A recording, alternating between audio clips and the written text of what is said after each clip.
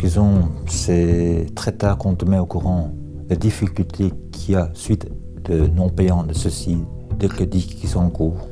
Ça se cumule pendant toute la détention et la surprise est quand vous sortez, ils sont directement là pour vous attaquer et pour exiger les sommes dues. Qu'est-ce qui se passe dans la tête quand on sort de prison ? Ça veut dire qu'internement, d'abord, je vais quand même dire interne, j'ai su avoir un suivi psychiatrique, parce que je ne suis pas fou, mais j'avais besoin de ceci, mais j'ai dû le payer de ma poche, avec le peu que je recevais de ma mutuelle, parce qu'on reçoit une toute petite partie des indemnisations de la mutuelle.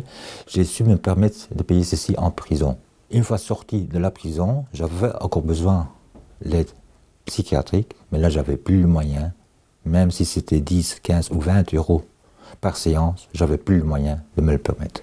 Depuis mon incarcération, j'ai appris à travailler ma technique papier, carton, transformé en air.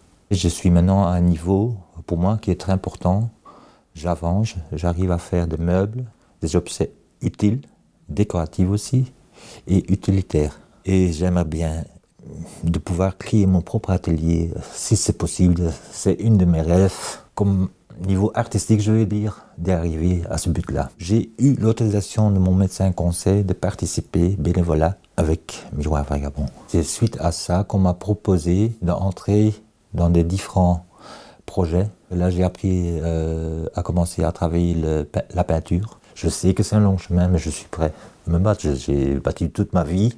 J'ai travaillé très dur dans ma vie aussi, mais ça vaut nouveau. C'est un autre type de combat que ce que j'ai livré avant comme travailleur.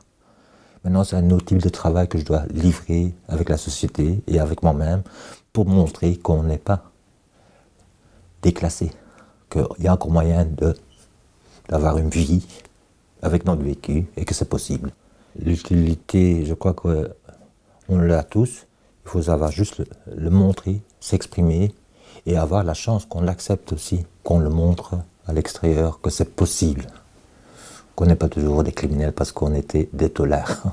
Notre combat, c'est d'exister, d'être humain, de montrer à la société qu'on est encore valable, entre parenthèses avec la situation de handicap qu'on a, je veux dire. Battez-vous, ça vaut la peine. Le monde est cruel, mais si on a encore un peu l'âme en soi-même, ça vaut la peine de se battre. Mais il faut que l'envie y ait.